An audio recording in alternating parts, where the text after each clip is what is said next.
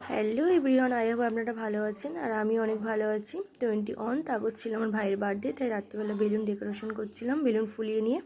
তারপরে এদিকে আমার বোন ডেকোরেশন করছিল লাইটিং দিয়ে দেখে, আর আমি এদিকে করব গাঁদা ফুল দিয়ে কেকের ডেকোরেশনটা। তোমরা অবশ্যই কমেন্টে বলো কেমন হয়েছে ডেকোরেশনটা। ভালো লাগলে একটা লাইক ও সাবস্ক্রাইব করে দিও।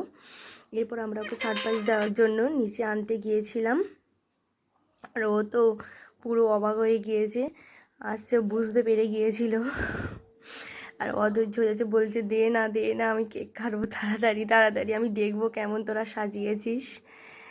যাই হোক, তোমরা সবাই কমেন্টে হ্যাপি বার্থডেও লিখে দিও আমার ভাইয়ের জন্য।